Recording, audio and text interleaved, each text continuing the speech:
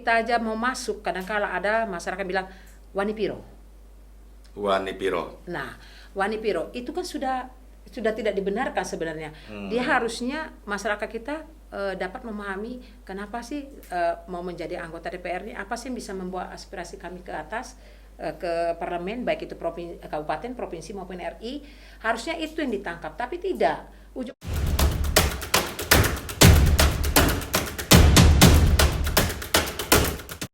Halo semua, Assalamualaikum warahmatullahi wabarakatuh. Salam sejahtera buat Anda semua, saudara. Jumpa lagi dengan interview podcastnya Bang Dori. Hari ini kembali saya menghadirkan tamu istimewa ini. Seorang wanita tangguh yang sangat aktif selama ini dalam berbagai macam kegiatan organisasi. Dan pada pemilu 2024 ini beliau kembali mencoba keberuntungan dan untuk menjadi anggota DPR RI dari Partai Demokrat Dapil Provinsi Jambi, Ibu Arniwati SE MBE. Saya bilangnya MBE atau MBA ya? MBA. Oh MBA. Kalau bahasa Indonesianya MBA ya. MBA. Itu apa? Master apa itu? Master Business Administration. Master Business Administrasi. Ya. Oke, Ibu Arniwati. Nah, beliau ini saudara sekalian, kalau bagi masyarakat Kota Jambi ini tentunya sudah tidak sangat asing. Seperti saya bilang tadi, banyak kegiatan sosial, kegiatan organisasi kewanitaan, banyak beliau ikuti, terutama di partai. Iya, betul. Dan sudah berapa kali nyalek ini? Saya ini nyalek yang ketiga. Ketiga ya? Ketiga. Nggak kapok-kapok ya? Enggak, kapok. Dulu Senang pernah berpolitik. nyalek kota atau Kabupaten. Oh, kabupaten. Di dapil mana Tanjung Jabung tuh? Barat. Tanjung Jabung Barat. Sudah ya. itu provinsi ya? Provinsi. Ya, betul, Baru Pak. sekarang DPR RI. Baru DPR RI. Tahapannya benar ini. Benar nih, Tapi Pak, ya. belum ada yang berhasil. Insyaallah, Kali Pak. ini mudah-mudahan berhasil Insyaallah, ya. amin, mudah-mudahan. Iya, oke, Bu Arniwati. Tapi lebih enak saya panggil Ayu lah ya, Iya, bahasa iya, Bang, Jambi. lebih enak, lebih akrab ya. Iya, Ibu Ayu. Ayu ini Partai Demokrat, ini pilihan yang memang sudah bisa bergeser lagi. Dari awal dulu tetap Partai Demokrat ya. Enggak, sebelumnya saya di PAN, Mana? Partai Amanat Nasional. Oh, pernah di PAN. Iya, 2 periode saya di PAN. Waktu Oh, kepemimpinan, baru kali ini nih iya. di Demokrat. Di Demokrat enggak, Bang? Sudah mungkin periode ketiga. Enggak, maksudnya nyaleknya. Oh, nyalek ya. Kedua ya. Dulu nyalek provinsi di Demokrat Kabupaten juga. di PAN. Di PAN. Ya. Provinsi di Demokrat. Demokrat RI kali di ini Demokrat. Demokrat. Iya. Kenapa ini? Kok sampai ke DPR RI? Nggak dicoba lagi di provinsi misalnya. Oke, silakan. Oh, begini Bang, kalau kemarin saya di kabupaten sudah mencoba, begini nih politiknya di kabupaten. Kemudian saya coba lagi di provinsi, sempat juga lah. Insya Allah saya hampir masuk, sudah di urutan kedua.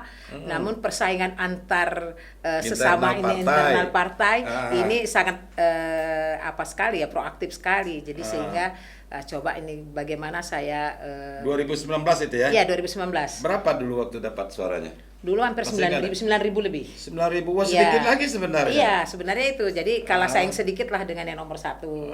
Kemudian karena bagian kursinya nggak cukup, ya gitu ya. jadi dapatnya cuma satu-satu ya, Bang, setiap iya. dapil. Jadi alhamdulillah untuk tahun ini saya mencoba melangkah ke RI. Oh gitu ya. Kenapa mesti ke DPR RI? Karena saya lihat di DPR RI ini lingkupannya lebih luas, kemudian juga kita juga coba untuk bagaimana lebih memajukan tentang Jambi. Kalau lingkup kita provinsi kan ke kabupaten, tapi kalau yang ikan seluruh kabupaten. Oh begitu. Itu ya. Supaya akan diperjuangkan ini lebih banyak Lebih masyarakatnya. banyak lagi masyarakatnya, insya Allah. Tapi kan ke DPR RI itu harus berat sekali perjuangannya. Suara yang harus didapatkan harus lebih banyak daripada iya, provinsi. betul, Kalau betul. mungkin Ayuwati nih kembali ke DPR provinsi, nyaleknya sekarang mungkin tinggal sedikit lagi. Iya. Tapi karena ingin perjuangannya lebih besar Lebih lagi, besar lagi. harus sampai ke Senayan. Sampai ke Senayan, Nah, mudah-mudahan. kata orang Jambi ini aponian. yang mau diperjuangkan ke DPR RI untuk Jambi itu untuk Jambi ini masyarakat Jambi terutama karena saya perempuan ya Bang, saya lebih optimal memperjuangkan tentang kaum perempuan karena saya lihat perempuan saat ini memang sudah mulai menanjak untuk ikut terjun ke dunia politik pertama. Kemudian juga saya lihat juga kemajuan di Indonesia ini juga rata-rata sudah mulai perempuannya bergejolak untuk bagaimana bisa mengambil kebijakan keputusan udah ada sama dengan seorang laki-laki. Itu salah satu. Kemudian juga masalah Jambi ini kan sangat sedikit sekali. Kita lihat aja sebagai anggota legislatif perempuannya kan sedikit di Jambi. Baik di kabupaten, provinsi maupun di RI. RI aja kita punya satu anggota DPR RI-nya. Nah, untuk inilah saya berpacu bagaimana saya bisa dapat memperjuangkan masuk menjadi caleg gitu di pusat. Ini memang pemilu 2024 ini luar biasa dari Jambi ini, Dapil Jambi untuk DPR RI dari kalangan wanitanya ya. Tokoh-tokoh hebat semua ini. Ya, ada Ibu Saniatul Latifah, incumbent ya. Ada Ibu Ratu Munawarah ini mantan First Lady-nya Jambi. Iya, First Lady-nya Jambi. Siapa lagi yang lain itu yang caleg-caleg DPR RI yang wanita ini? Dari kita satu dari semua yang paling terkenal ya paling Ibu Saniatul sama Ibu itu. Nah, ini yang lainnya bagaimana biasa. ini? Iya. Oh, saya apakah ini tidak, sebuah persaingan yang berat? Saya tidak menganggap ini persaingan berat. Semua masing-masing kan punya ininya, skopnya masing-masing. Kalau Ibu Saniatul, ya memang dia memang sudah incumbent, mungkin sudah punya basis ya Bang ya. Termasuk Ibu First Lady kita mungkin juga dikenal di Jambi. Tapi bagi saya semakin banyak yang bersaing, semakin baik kita untuk ikut. Berarti sudah kemajuan politik bagi perempuan. Tidak merupakan persaingan yang ketat, tapi kita sama-sama bagaimana untuk memajukan Jambi, itu saja. Menyinggung soal basis tadi. Nah, Ayiwati ini basisnya di mana nih? Basis utamanya. Walaupun suara yang harus didapatkan itu seprovinsi Jambi. Tapi ada kan basis utama, misalnya daerah kelahiran, atau mungkin di sana pernah bermukim cukup lama, atau dengan alasan lain. Kalau basis utama saya pertama itu mungkin di kota Jambi karena saya kelahiran kota Jambi, putri Jambi. Dari lahir sampai sekarang besar di Jambi. Nah, itu pertama di kota Jambi. Kemudian saya pernah lama tinggal di Kabupaten Tanjung Jabung Barat selama 16 tahun. Di Tungkal. Di Tungkal, Tungkal Ilir, Bang. Jadi mungkin itu juga menjadikan basis saya karena mungkin lebih dikenal juga karena banyak organisasi yang saya pimpin juga waktu itu di kampung-kampung nelayan tuh udah kenal semua ya. Sudah kenal alhamdulillah. Sampai ke Tanjab Timur itu saya sampai dulu menyalek sampai ke daerah Nipa Panjang itu Bang. Oh, Nipa Panjang. Sadu. Wais, jauh itu. Sampai nginap saya di Sungai Jambat ya. Sungai Iti, Sungai Lokan, 1 minggu saya di sana. Nah, jadi saya sudah paham saya tentang kultur di sana maupun di Tanjung Barat. Jadi itu apalagi mungkin kehidupan nelayan di sana gitu kan. Di sana Bang sudah tahu. Jadi simetrisnya daerah itu sehingga saya pahami banget untuk Tanjung Barat dan Timur. Jadi itu salah satu basis ya Bang. Kemudian orang tua kan juga ada berasal dari Tebo, ada berasal dari Muara Jambi. Jadi itu merupakan juga keluarga. Berarti ada darah Tebonya juga nih. Iya nah, nih. Orang Tebo. Tebo, darah Tebo.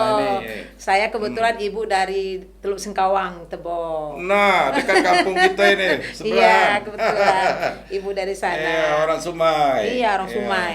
Terus jadi itu merupakan juga basis. Jadi, mudah-mudahan lah Bang, karena keluarga besar kita di Jambi, insya Allah jadi terutama kita kan minta dukungan daripada keluarga dulu. Restu dari keluarga dulu. Itu yang menjadi. Oke, bicara restu dari keluarga, dari basis utama tadi. Nah, apa yang sudah dilakukan selama ini? Persiapan untuk menarik simpati masyarakat gitu, agar memilih seorang Arniwati. Oh gitu. Iya. Ya, baik. Itu kita kan selama ini kan terutama saya udah banyak mengikuti berbagai program sosial. Kemudian juga saya udah memimpin juga ada beberapa organisasi. Itu menjadi pertama kita dikenal terlebih dahulu. Pendekatan kepada masyarakat, apalagi di keluarga, Bang. Di keluarga mungkin saya juga menjadi panutan mereka juga gitu, karena saya kan hobinya berorganisasi, sementara saudara-saudara yang lain banyak ke pemerintahan, tapi kalau saya kan tidak, ke swastanya gitu. Nah, itu salah satu. Kemudian di masyarakat, karena saya banyak berkecimpung di organisasi sehingga mungkin lebih dikenal gitu. Jadi itu yang menjadi utama saya untuk bisa maju, banyak ini membantu keluarga gitu ya. membantu masyarakat di bidang ya sosial ekonomi pertama, Bang. Nah, kemudian di bidang profesi saya juga kan mungkin juga sama seperti profesi laki-laki yang terjunnya ke lapangan. Oh, lebih pengusaha dikenal, ini lupa saya ngomong tadi. Jadi Bu Ayuwati ini seorang kontraktor juga ini. Iya, alhamdulillah. Jadi itu makanya mungkin banyak yang lebih kenal gitu, sering juga beraudiensi dengan teman-teman di bidang seperti LSM, wartawan. Jadi banyak teman, jadi mungkin banyak lebih teman. banyak teman. Itu yang membuat seorang Aniwati yakin ya, Insya Allah untuk yakin. menempuh jalan ini bisa meraih simpati masyarakat. Meraih simpati masyarakat. Walau sebenarnya perjuangannya cukup berat juga. Iya, Bang, cukup berat. Yuk, sekarang kan kita bicara masalah calon pemilih ini kan. Katanya dari sejumlah DPT itu 50% lebih. Iya. Itu kan pemilih Perempuan. Muda Ya. sekarang, iya. Ada pemula, ada generasi Z-nya, milenialnya. Pokoknya tercakup situ 50% lebih, 52%. 52%. Nah, bagaimana trik seorang Ayuwati nih untuk meraih simpati anak-anak muda ini? Ini kan udah mak-mak ini. Iya nih. Ya, saya meraih simpati ke anak muda itu pertama kita ikutin dengan gayanya anak muda gimana. Gitu sekarang ya? keinginan anak muda tuh apa? Kan sekarang banyaknya sudah kita nih di zamannya digital ini, apalagi mereka kan senangnya di kaum muda ini bagaimana nggak mesti bahwasanya dia tuh mengikuti seperti yang kita ibu-ibu, bapak-bapak. Jadi permainan mereka. Jadi saya selalu berbaur kepada kaum muda. Jadi ikut nongkrong di kafe. Oh, sebegitunya ya. Ikut ngobrol sama mereka gimana kemajuan ke depan. Iya. Anak muda ini seperti apa, nantinya majunya seperti apa. Apa yang mereka sampaikan? Mereka sangat simpatik, Ya. karena mereka simpati. Dia bilang, wah ini luar biasa. Kadang saya bahkan, Bang, tidak mesti ke kaum milenial itu, kepada kawan-kawan jadi wartawan. Saya seperti Tanjung Barat itu setiap hari saya nongkrong ngobrol cerita tentang untuk menampung aspirasi dari kalangan ini, kalangan masyarakat ini gitu loh. Jadi apa saja yang mereka keluhkan tentang pembangunan, baik itu tentang masa depan mereka seperti apa. Jadi itu merupakan salah satu acuan kita ke depan. Oke, nah menyinggung masalah pembangunan ini. Ya. Tentu kan Ayu nanti insya Allah bila terpilih menjadi anggota DPR RI, ada yang harus diperjuangkan untuk masyarakat Jambi ini. Bicara pembangunan itu sangat banyak, sangat luas ya. Nah, kira-kira dari sekian banyak persoalan Jambi ini, apa yang mesti menjadi prioritas saya untuk diperjuangkan ke Senayan nantinya? Saya pertama perjuangan itu, Bang, masalah perekonomian desa. Perekonomian desa sekarang ini kan dengan kita aja setelah terjadinya COVID-19 itu jujur masyarakat desa itu sekarang sangat menderitanya ekonominya pertama. Makanya saya bilang tadi perekonomian desa mereka itu sulit lagi untuk mencari, apalagi yang sudah PHK jadi sulit lagi untuk juga membangun perekonomiannya kembali, apalagi sekarang dengan mahalnya langkanya pupuk sehingga mereka sangat menjerit sekarang. Nah, ini menjadi persoalan utama kenapa perekonomian desa. Itu juga bagaimana kita Indonesia mau menghilangkan kemiskinan, kemajuan, karena perekonomian kita sekarang aja masih belum meningkat gitu. Jadi ini yang membuat salah satu persoalan. Kedua, masalah kemajuan perempuan. Ini yang saya ingin tonjolkan. Ya. Silakan. Ya, jadi kemajuan perempuan ini juga saya pengen tonjolkan di Provinsi Jambi yang selama ini kita belum dapat istilahnya tuh kesejahteraan lah, masalah kemajuan seorang perempuan. Dari memang kita digaungkan bahwasanya sekarang antara pemerintah dengan pihak swasta sudah ada kolaborasi yang baik itu untuk memajukan tingkat UMKM ibu-ibu kan terutama. Namun itu tidak sepenuhnya saya lihat. Makanya sekarang banyak UMKM minta bantuan kepada pihak sektor swasta. Jadi dari pemerintah juga terbatas saya lihat bantuannya. Jadi kebanyakan sekarang dari sektor swasta juga membantu. Nah, ini bagaimana kita supaya meningkatkan juga perekonomian perempuan, juga memajukan UMKM, dan ibu-ibu juga bisa maju membantu perekonomian keluarga. Ini yang untuk meningkatkan perekonomian, jadi tidak semata-mata mereka hanya mengharapkan dari penghasilan suami. Jadi ya kita berdayakanlah ini untuk perempuan. Bicara UMKM, persoalan yang paling spesifik apa yang Ayu lihat? Spesifik itu masalah permodalan, Bang. Permodalan. Rata-rata masalah permodalan. Mereka juga katanya dulu ada KUR, ada ini, tapi setelah mereka jalani, kemudian juga kurangnya minat mungkin ya karena mereka sudah berusaha, sudah dapat pinjaman, tapi mereka berusaha untuk memajukan UMKM karena kurangnya minat masyarakat untuk membeli atau menikmati hasil daripada home industry UMKM-nya, sehingga turun juga penghasilan. Karena terbenturnya masyarakat kita sejak COVID ini kan kebanyakan nilai jualnya, nilai belinya berkurang. Nah, ya itu yang menjadi persoalan sekarang. Ada modal, ada produk, tapi kalau yang beli nggak ada kan susah juga. Iya. Nah itu Bang, walaupun sebaik-baiknya pemasaran dengan pemasaran yang baik bagaimanapun, tapi susah. Nah, daya beli persoalannya. Daya beli. Nah, untuk meningkatkan daya beli ini seperti apa kira-kira? Nah, kalau untuk meningkatkan daya beli ini tentu ya kita tadi perekonomian. Makanya tadi saya kembalikan kepada perekonomian. Sekarang ini bagaimana kita bisa membantu masyarakat meningkatkan perekonomiannya. Terutama kita Provinsi Jambi ini kan umumnya sudah perekonomian perdesaan itu dari segi pertanian, perkebunan. Bagaimana meningkatkan? Kalau orang-orang desa sudah biasanya majunya satu kota, kalau orang-orang desa sudah mulai belanja rame-rame, itu kan udah maju. Nah sekarang kan surut Bang. Kita lihat semua di pertokoan, baik itu di mal-mal, sekarang udah sepi. Karena nilai beli mereka mau minat beli itu sudah kurang. Karena kurangnya perekonomian. Nah ini bagaimana pemerintah ke depan untuk mengatasi ini. Kalau lagi kita masih ada lagi katanya sekarang udah mulai ada COVID lagi, ya bagaimana mau menghilangkan kemiskinan, mau meningkatkan daya taraf hidup yang lebih baik. Kalau persoalan tidak selesai. Nah ini yang menjadi pokok utama kita. Jadi saya berkeinginan bagaimana kita Provinsi Jambi ini ada keseimbangan lah. Jadi masyarakat kita bisa sejahtera, masyarakat kita bisa hidup kembali. Ini setiap kali saya berkunjung ke masyarakat selalu keluhan itu, terutama di daerah-daerah Bang. Tetap perekonomian ini mereka mengeluh, apalagi di Tanjung Jabon. Terutama ibu-ibu UMKM ini saya tanya, kenapa UMKM-nya surut, kenapa UMKM-nya nggak maju? Yaitu modal Bu, nggak ada. Terus kami ada Bu, udah ini ada buat home industry, tapi nggak ada yang beli Bu. Nah, tapi skema permodalan dan pelatihan segala macam kan sudah macam-macam sekarang disiapkan oleh pemerintah. Betul Bang. Hanya mungkin persoalan daya beli. Iya daya beli. Bagaimana mengembalikan modal kalau daya beli nggak ada? Itu persoalan. Akhir sesama pelaku UMKM yang beli barang. Rata-rata mutarnya di situ ya. Iya. Nah itu yang sekarang terjadi. Selain UMKM apa lagi nih? Yang ingin diperjuangkan. Selain UMKM yang ibu-ibu ya. Terutama gini juga tentang di profesi saya seperti pengusaha ya Bang. Jadi banyak kaum pengusaha sekarang istilahnya tuh di rumah. Karena sedikitnya pembangunan, kadang persaingan pembangunan juga. Kita kadang-kala sebagai putra daerah untuk mendapatkan sesuatu, untuk mendapatkan nilai pekerjaan, kalah saing kita dengan orang luar kadang. Ini yang menjadi persoalan utama. Apalagi sekarang ibu-ibu dengan adanya ini juga persaingan yang tinggi tentang di bidang profesi ini. Sulit untuk mendapatkan itu. Di mana letak kesalahannya? Sehingga sulit untuk bersaing.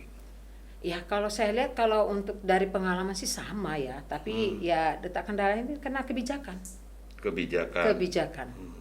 Kalau kesempatan yang diberikan ada. Tapi kebijakan. Kadang-kala kesempatan diberikan kita bersaing, kita sudah coba, tapi kebijakannya nantinya di ujungnya beda. Gitu Ini yang sering terjadi. Makanya itu juga meningkat. Sebenarnya kan itu dari terjunnya seorang ibu-ibu juga ke profesi itu kan luar biasa. Ya jarang-jarang ya Jarang-jarang. sebenarnya Betul. pengusaha wanita di Jambi yang Iya. bisa sukses betul gitu Betul. sampai meraih prestasi yang luar biasa. Jarang. Kalau tidak manusia pilihan Iya. ya kan. Ya Itulah, tidak Mbak, ditopang oleh kembalinya. berbagai macam Iya. kesempatan, Kesempatan. peluang, dorongan dan lain sebagainya. Oke, yuk Wati. Selain UMKM tadi kita bahas masalah perekonomian pedesaan. Ayo pernah ditungkalkan melihat kehidupan nelayan di sana seperti apa sebenarnya? Nah, Barangkali ini juga ya akan diperjuangkan. Perjuangkan. Nah, itu salah satu juga, Bang, tadi. Kalau perkotaan kan banyak di Ya, banyak di kota UMKM tadi. Kalau di Tungkal ya, Tungkal itu juga nggak semua, Bang, tapi sekarang banyak beralih kepada sektor perkebunan kan. Oh, perkebunan. Iya, perkebunan. Nah, itu yang saya katakan tadi, masalah perkebunan itu masalah pupuk segala macam itu udah ada saya dapat masukan dari masyarakat bahwasanya sekarang sangat sulit untuk mendapatkan itu. Nah, kalau dari nelayan itu nelayan juga, Bang, sama dengan tapi dikatakan iklim tidak, tapi sarana dan prasarana mereka juga kurang. Sehingga mereka sulit untuk berkembang itu. Dan sekarang banyak dimonopoli kan oleh kalangan-kalangan yang katakanlah yang punya alat tangkap yang besar dari yang mereka yang punya power seperti ya mereka yang selalu memonopoli itu. Jadi nelayan-nelayan kita nih sangat kadang tersingkir karena kurangnya sarana dan prasarana. Pertama alat tangkap mereka, kemudian juga alat untuk seperti pompongnya segala macam. Mereka berkali-kali juga mengajukan kepada pemerintah untuk dapat bantuan seperti itu. Memang nggak sepenuhnya ya, bergilir saya lihat ada juga ada bantu pemerintah. Nah, ini yang membuat mereka juga sulit karena bersaingnya dengan cukong-cukong itu yang mereka jadi ini. Nah, itu yang menarik. Itu, artinya nelayan tradisional kita ini kan masih dikuasai iya, oleh para cukong-cukong. para cukong-cukong. Mereka ya mohon maaf hanya sekedar menjadi sapi perah saja, kira-kira begitu kan. Itu Nah, rata-rata, bagaimana Pak. mengangkat harkat dan derajat kehidupan mereka ini sehingga tidak tergantung dengan para pemodal besar. Nah, itu kembali kepada kebijakan. Saya mohon kepada pemerintah untuk dapat mari mempunyai kebijakan yang betul-betul lebih berpihak kepada masyarakat kecil, kepada nelayan-nelayan kecil. Kalaulah dimonopoli oleh cukong-cukong ini bagaimana nelayan kita mau bisa hidup? Iya. Saya lihat di situ yang terjadi di Kuala Tungkal.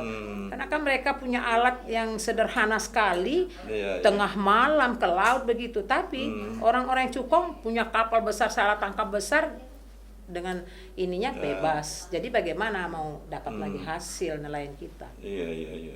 Mereka Nah, hidup terus tenang. dari persoalan nelayan tadi apa lagi yang ingin diperjuangkan? Itu enggak, itu tadi masalah perkebunan, Bang. Saya masalah Perkebunan karena di mana adanya? mereka kurangnya pupuk, tidak adanya bantuan pupuk sangat kurang katanya. Kemudian juga tentang mereka juga kebanyakan juga di sana itu bukan punya lahan sendiri sih. Jadi mereka ada lahan sewa gitu. Oh gitu. Ada sebagian untuk kehidupannya. Kemudian Maksudnya juga tidak punya tanah sendiri? enggak, jadi Nggak punya mereka lahan nyewa, tapi ini yang perkebunan atau perkebunan. perkebunan sawit? Perkebunan kadang ada juga kelapa. Oh gitu. Ada juga, jadi milik-milik para ini yang punya kebun yang luas, mereka kadang untuk mencari hasil juga nyewa, minjam selama 1 tahun gitu, 2 tahun bagi hasil gitu, Bang. Oh, gitu. Rata-rata juga mereka juga bagi hasil, apalagi sekarang saya lihat hasil perkebunan di sana kebanyakan diambil dari pihak luar. Persaingan harga lagi. Iya. Nah, ini yang menjadi kasihan juga seperti kelapa lah. Kelapa sekarang sudah kurang juga karena ya tadi kembali kepada pupuk, mahalnya harga pupuk sehingga mereka sulit untuk mendapat itu. Nah, buahnya juga sekarang sudah diambil orang yang bukan kita yang kelola malah. Jadi kalau kita jual kepada orang kita mungkin agak sedikit tinggi ini pihak luar masuk ngambil monopoli sehingga mereka penuh dengan penekanan atau apa sehingga juga itu yang menjadi persoalan. Gitu ya. Oke, Wati, ini bicara masalah strategi pemenangan lagi. Iya. Karena bagaimanapun harus ada kiat-kiat kan. Iya. Ayo boleh bicara apa yang mesti patut dibicarakan. Kalau itu yang menjadi sangat rahasia, boleh tidak diceritakan di sini. Sebelum itu dijawab, kita minta dulu penonton kita untuk subscribe dulu, terutama para konstituennya Ibu Arniwati ini.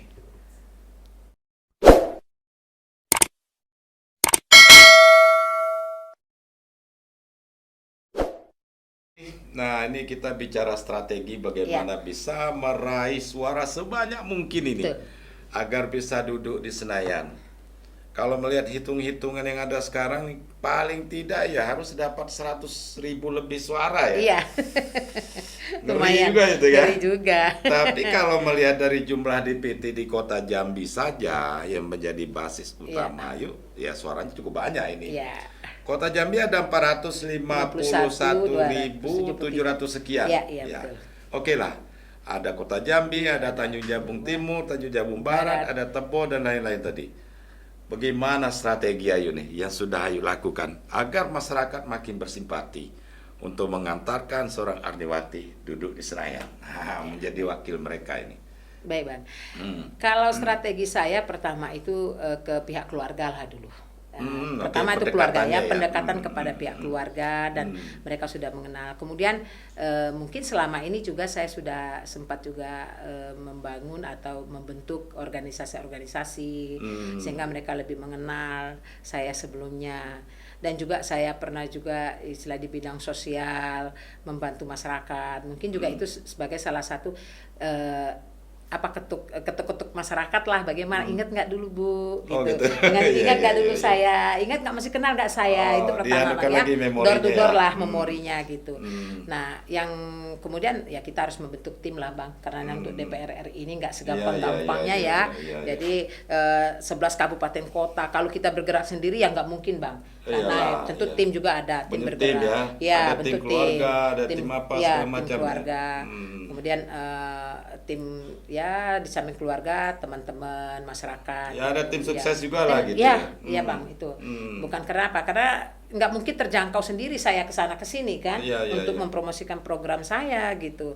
Jadi saya bentuk tim, itu strateginya. Di samping juga saya pendekatan kepada keluarga, kepada yang teman-teman yang sudah satu organisasi, yang juga kepada organisasi yang telah saya bentuk.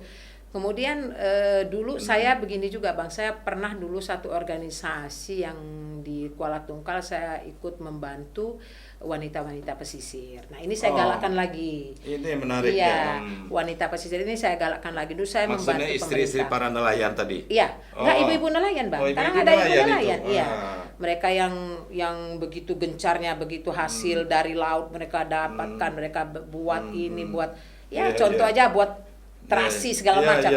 Itu pernah saya bina. Asik. Itu pernah saya bina. Pernah membantu mereka. Saya membantu dulu masih zamannya pemerintahan baik itu Pak Saprial maupun Pak Usman Hermulan.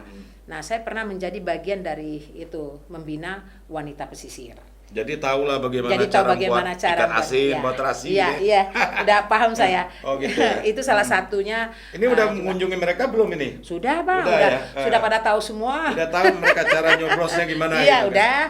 Insya Allah, udah tahu. Nah, itu juga salah satu menjadi ini, kita juga akan menambah nilai suara kita juga. Mudah-mudahan mereka juga masih ingat, masih kenal. Dan kemarin juga saya ke sana sempat nanya, Bu, kapan bisa bantu kami lagi untuk meningkatkan lagi taraf kami nih Bu. Jadi nelayan ini Bu, sekarang kami kurang Bu tangkapan, selalu begitu keluhannya. Ya udah, nanti doakan saya. Kenapa kurang tangkapan, ikannya lari ke laut Cina gitu? Enggak Bang, karena alat tangkap sana tadi Bang. Alat tangkap tadi ya. Alat tangkapnya mungkin sudah harus ini lagi Bang, diperbarui lagi ya. Memang banyak juga bantu pemerintah, udah banyak. Alhamdulillah. Nah, itu di samping itu juga strategi-strategi lain ya, mungkin kita di samping pendekatan kepada masyarakat, kita menjual program kita kan. Nah, apa kira-kira programnya apa itu? Ya itu tadi yang Bang, jadi unggulannya apa? Unggulan saya pertama itu saya meningkatkan taraf ekonomi pedesaan tadi. Itu program unggulan terutama saya. Kalangan ibu-ibu ibu-ibu pedesaan. Ya? Nah, kemudian meningkatkan UMKM. Nah, itu juga, dan meningkatkan juga SDM-nya perempuan lah untuk bisa ikut berpolitik. Itu salah satu. Nah, oke, menarik ini. Apa memang di Jambi ini masih jarang wanitanya ikut terjun ke dunia politik? Sebenarnya tidak ada. Ikut-ikutan saat pemilu. Banyak. Kebanyakan ikut-ikutan kebanyakan ikut-ikutan. Tidak tidak memang betul-betul aktif sejati menjadi wanita politik, kader partai gitu ya. Jarang Bang. Kita aja susah untuk mencari kadang kader perempuan ini. Kita kasih pengertian juga, kadang mereka bilang mereka selalu berkonotasi bahwa ke politik itu uang. Selalu begitu. Oh, gitu ya. Apalagi dibilang mau ikut caleg, kami nggak punya duit, padahal kan nggak begitu kan. Jadi mereka selalu bilang, kami nggak punya ikut duit, kan nggak punya duit bu, mau jadi anggota DPR, kalau nggak tuh nggak bisa, itu alasannya. Tapi kenyataannya kan memang gitu, Iya. harus punya modal finansial. Iya, pertama memang harus itu bang, kita APK aja Beli udah baju beli. partai juga harus beli. APK itu udah banyak aja APK pak. gitu ya, kan? Mungkin kendalanya di situ. Iya itu. Terus Jadi apa lagi? kemudian juga mereka terikat juga lah tentang ya seorang wanita ini kan namanya ibu-ibu, apalagi dia bilang, aduh nggak ikut-ikut politik, kadang suami nggak boleh, ini nggak bisa, banyak kumpulan laki-laki, masih Gitu ya. masih dengan pemikiran seperti itu. Seberapa penting seorang wanita harus terjun ke dunia politik di mata seorang Arniwati ini? Sangat penting bang, sekarang udah zamannya bang ya, kita zaman semakin maju, era semakin dimana kita juga menuju Indonesia yang lebih baik. Kalau perempuan tidak ikut berpartisipasi dalam pembangunan Indonesia ini ya sangat naik bang. Jadi jadilah seorang kenapa kita harus menggongkan gender, menggongkan bahwa emansipasi, di mana emansipasi kita, di mana gender kita kalau kita cuma berdiam diri di rumah. Apa selama ini aspirasi dari kalangan wanita Jambi itu memang belum pernah diperjuangkan atau baru sedikit, oleh para wakil kita di Senayan dari Jambi ini selama ini? Ya saya lihat baru sedikit, kurangnya sosialisasi Masih mereka kurang. masih kurang. Oh, Harusnya gitu ya. mereka kan lebih bagaimana mengajak kaum perempuan ini supaya lebih bersaing dengan kaum laki-laki. Ngapain kita gonggongkan gender, ngapain kita gonggongkan emansipasi kalau kita tidak bisa bersaing dengan PN. Berarti pendidikan politik Pendidikan untuk kalangan politik wanita juga itu penting. sangat penting, bukan ini bang, sangat penting. Supaya mereka tidak menganggap bahwa politik itu sesuatu yang dianggapnya jahat lah, dianggapnya nggak bener lah, padahal kan tidak. Nah, bukan barang langka ya. Oh enggak, politik nggak langka bang. Jadi semua sekarang politik. Jangan itu, yang ini aja anak saya aja masih muda kepingin dia ikut. Saya tanya mau ikut nyalek kah? Padahal mereka baru SMA mau tamat. Jadi saya bilang kenapa? Udah ini udah zamannya ke depan, kalau nggak ikut politik kita susah. Lah kenapa saya bilang susah? Saya kan selalu atensi sama anak sendiri. Nah saya tanya kenapa kalau susahnya kalau nggak ikut politik? Udah zamannya sekarang, kalau tidak ada politik susah. Kita mau menentukan, melihat kebijakan di dalam, kita mau melihat berhasil suara pemerintah itu, kalau kita nggak ikut terjun di politik susah kata dia gitu. Jadi ya mudah-mudahan lah nak, saya bilang. Jadi mereka udah lebih mengerti, saya terutama kepada anak juga dulu. Karena saya ada anak perempuan kan. Nah, kenapa dia tahu ibunya ikut berpolitik seperti apa? Jadi ya dari anak dulu baru bisa kita ke depan. Makanya saya juga sebagai sekarang ketua DPD PDRI Perempuan Demokrat Republik Indonesia. Saya kan ketuanya bang. Saya selalu mengajak anggota saya untuk ikut pendidikan politik, berpartisipasi Seperti apa pendidikan politik yang dilakukan oleh Demokrat itu?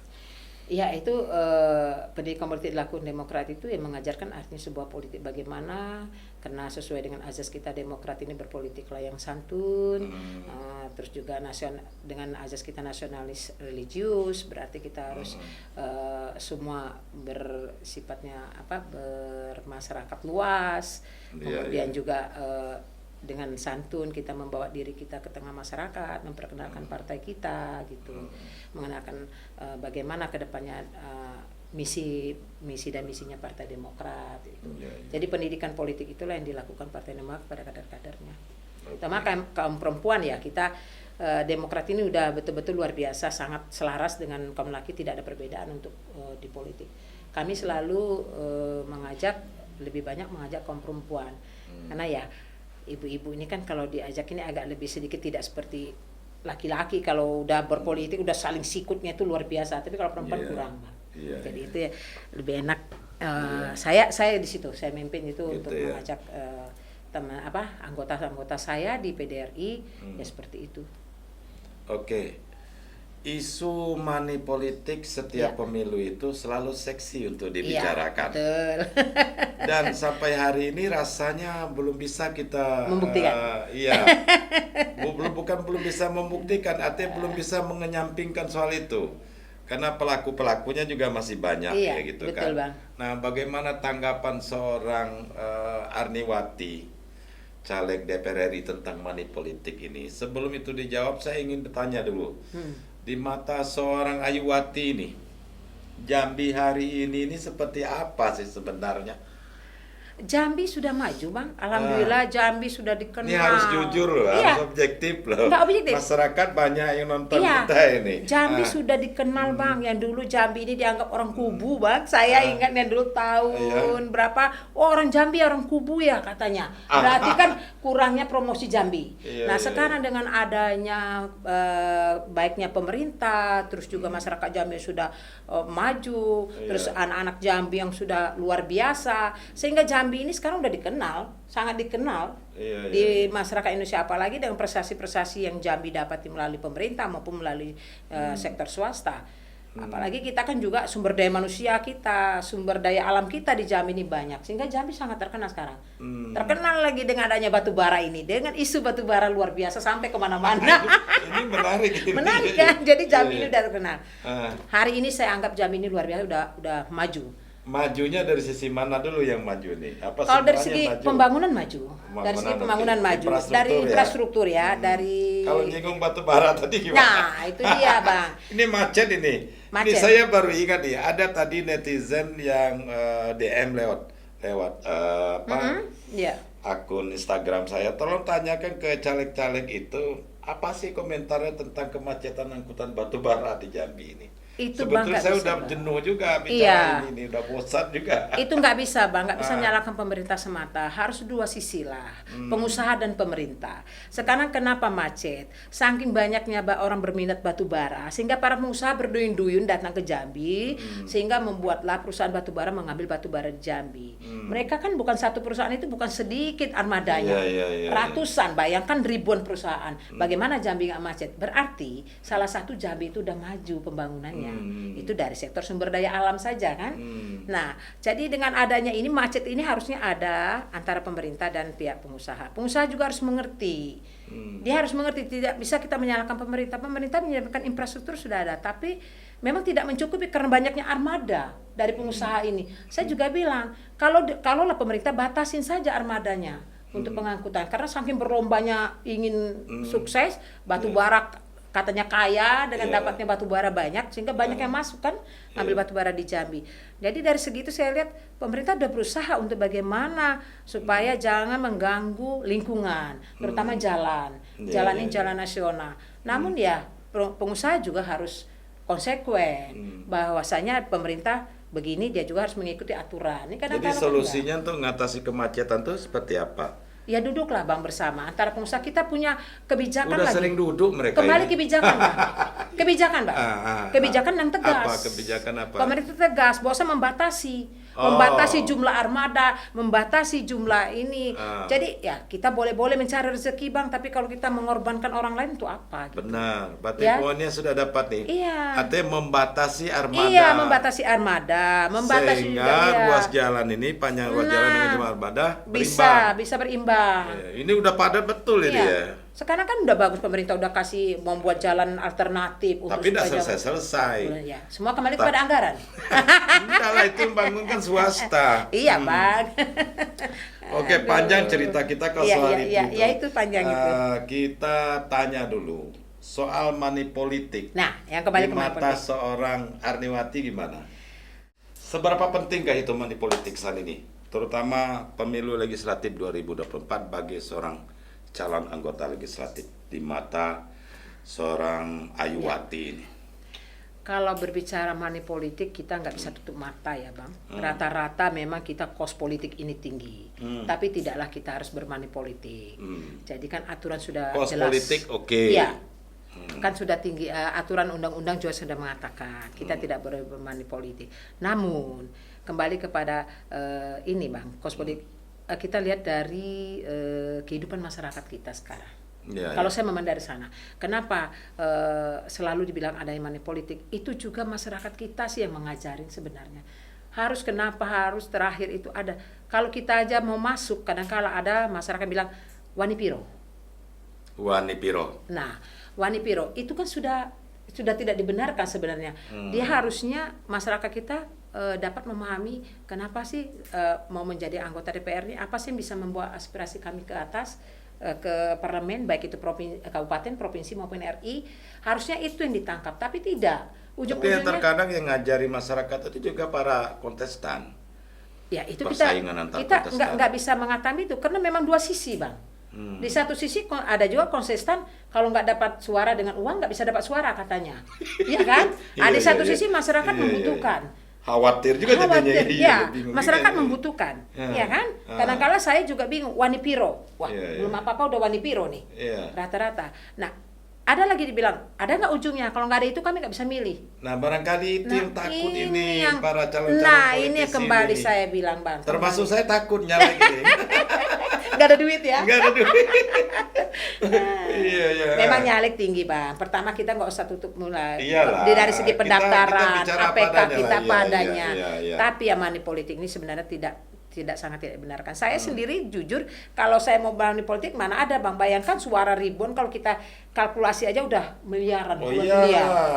ratusan ribu itu suara yang harus Kalau kita dikirim. sebagai pengusaha, mendingan kita uangnya kita untuk usaha aja Iya, kan, iya, gitu imbal ya. balik. Kalau kita memang berpikiran ke sana, tapi masyarakat kita juga mengajari seperti itu. Jadi inilah yang membuat para caleg juga kebingungan. Kadang-kala, aduh gimana mau ikut politik kalau duitnya nggak punya, karena kita tadi kembali abang bilang money politik. Dua sisi, Bang. Kita sulit untuk mengatakan ini. Karena baik dari calegnya, baik dari pemilihnya. Nah, itu nggak semua ya, Bang. Tapi rata-rata pemilih itu yang sering saya temuin seperti itu. Ada nggak ujungnya? Itu aja selalu. Saya contoh ini aja, Bang, nggak usah jauh. Saya waktu mencalonkan diri di provinsi, saya ingat betul. Sosialisasi saya selalu kalau saya datang, Bu, kami besok ibu-ibu yasinan butuh jilbab gitu ya. Nah, kita pesan, pemikiran kita iya juga ya, untuk dia sarana dia, untuk fasilitas dia untuk ikut yasinan, ya butuh mungkin dia seragam gitu. Itu nggak masalah. Kita lakukan karena sama dia anak pemuda juga, Bu, kami Karang Taruna mau main poli butuh net, butuh bola gitu ya. Kadang kita adakan, Bang. Apakah itu money politik? Saya rasa tidak. Mungkin bagi anggota calon ingin memajukan, mungkin di sana juga di samping ya. Mungkin nanti mereka ingatlah jasa kita pernah membantu. Budinya gitu jeleknya, Bang ya. Nah, tapi tidak. Ternyata di ujungnya mereka bilang, saya merasakan sendiri, kita nggak ada uangnya mau untuk yang terakhir. Ya itu tadi, nggak jadi, kita nggak dipilih. Nggak ingat akan ini kita. Miris juga. Nah, ini yang persoalan kenapa selalu money politik jadi persoalan. Berarti Karena tidak hanya di kontestan ya, tidak hanya di caleg, tapi juga perilaku di perilaku masyarakat. masyarakat juga seperti itu. Caranya gimana supaya masyarakat paham ini? Ya. Supaya tidak menjadi tolak ukur bahwa uang ada, suara ada. Kalau tidak ada uang, tidak ada suara gitu. Sulit, Bang, karena Ada masyarakat pilihan. kita ini pertama apalagi dibilang hari pencoblosan untuk kami ini meninggalkan pekerjaan. Alasannya kan sama kelis, meninggalkan pekerjaan sehingga nggak dapat duit katanya, kerja 1 hari harus memilih kita. Apalagi di desa-desa di desa-desa. Ini yang persoalan bagaimana ditambah lagi kita- ekonomi makin sulit sekarang. Itu kembalinya kepada itu perekonomian kita sudah ini, Bang. Jadi ya nggak tahu ini titiknya dulu seperti apa, apakah memang ini ada memang sudah dari dulunya ditanamkan hal seperti ini oleh para caleg, atau memang masyarakat kita yang sangat butuh itu karena perekonomian sekarang buruk. Kalau saya melihat nih, mohon maaf ya, kalau saya melihat sebenarnya ini perilaku para kontestan. Karena khawatir misalnya Ayuwati ini niatnya tidak bermani politik. Iya kan, dari awal tidak bermani politik misalnya gitu kan. Tetapi ada kawan sekandang atau pihak lain mulai bermain deh kan. Nah, ini kan jadi khawatir kita. Gitu kan. Jadi persaingan antar kandidat ini yang membuat. Nah, masyarakat dikasih siapa yang tidak mau. Karena kebiasaan dikasih, lalu mereka nentukan tarifnya makin tinggi. Ini gila-gilaan. Kita melihat di desa-desa itu kan seperti itu. Berani di kota ini sendiri pun berani ada ngungkapin, iya kan, berani ngungkapin ini sekian, besok ini sekian. Nah, yang udah ngasih duluan dikit jadi lupa. Ini kacau juga, itu tantangan. Tantangan. Oke, kembali ke apa lagi ya, silakan Ayu bicara dengan masyarakat Jambi hari ini yang menonton, bahwa nanti tanggal 14 Februari 2024 yang sebentar lagi, mungkin kalau kita hitung hari ini di sini ya tidak nyampe 2 bulan lagi ya. Nggak nyampe, apa yang 50 ingin hari. Ayu sampaikan ke masyarakat Jambi? Baik, terima kasih Bang. Halo kepada saudara-saudaraku masyarakat Jambi, jangan lupa Dimanapun saja nanti berada. ya dimanapun berada di seluruh pelosok Jambi, 11 kabupaten kota. Insya Allah nanti pada tanggal 14 Februari 2024 saya mencalonkan diri menjadi anggota DPR RI di pusat. Saya mohon doa dan dukungannya pertama, kemudian juga saya doakan saya bisa dapat menjadi menjadi mentor untuk dapat memperjuangkan masyarakat Jambi lebih maju lagi baik di segi pembangunan maupun di segi perekonomiannya. Demikian itu yang dapat saya sampaikan, mohon doa restunya. Iya, Partai Demokrat Ya, dari Partai Demokrat nomor 6. nomor urut 6 ya. Iya, DPR RI. DPR RI, iya. Jangan lupa itu. Jangan lupa, insya Allah. Insya Allah. Amin, insya Allah. Apalagi yang ingin Ayu sampaikan ke tim-tim nih, nah, tim-tim Ayuwati kan banyak ini yang sedang bergerak sekarang di mana-mana. Ya, coba apa? Ya, kepada tim-tim saya mohon berbuatlah, menjuallah program yang apa yang telah saya sampaikan untuk dapat diterima masyarakat, tapi juga jangan saling menyinggung kepada caleg-caleg yang lain. Kita berbuatlah dan berkatalah dengan jujur, berkatalah dengan sopan santun. Itu yang saya harapkan kepada tim-tim, tidak ada senggol-menyenggol kepada teman-teman sama caleg. Dan jualah program yang telah saya sampaikan kepada tim. Oke, ada lagi? Cukup, terima kasih Bang, itu yang dapat saya Cukup sampaikan. ya? Makasih. Yang penting nanti kalau sudah jadi meja bundarnya jangan lupa. Insya Allah Bang doain, mudah-mudahan doanya, amin. Mudah-mudahan ya. Amin ya Rabbal alamin. Iya, kalau tidak ada lagi yang disampaikan Iya. kita closing. Iya. Cukup sampai di sini. Terima kasih Bang, terima kasih banyak nih Bang Iya. Dori. Baik, terima kasih saudara sekalian, demikian tadi perbincangan dibilang singkat ya, ada singkat juga, cukup Iya, lumayan cukup ya. lumayan. Mudah-mudahan apa yang kami perbincangkan ini ada manfaatnya, terutama masyarakat pemilih yang ada di Provinsi Jambi, bahwa ini adalah Ibu Andiwati SEMBE, calon anggota DPR RI dari Partai Demokrat nomor urut 6. 6. Nomor urut Nah, 6. mudah-mudahan beliau nanti bisa terpilih dan bisa Amin, menjadi amin. penyambung aspirasi Iya, masyarakat amin, Jambi amin ya Rabbal yang alamin. sudah bagaimana dia ceritakan panjang lebar ingin memperjuangkan nasib kaum wanita, terutama wanita nelayan. Iya. Di perkotaan ada UMKM dan anak muda yang saat ini tengah sibuk mencari pekerjaan Iya. tentunya. Demikian saya sudahi. Terima kasih atas segala perhatian Anda. See you di video. Assalamualaikum warahmatullahi wabarakatuh. Jangan lupa subscribe, share. Saya. Oke, Makasih, makasih. makasih. Bang.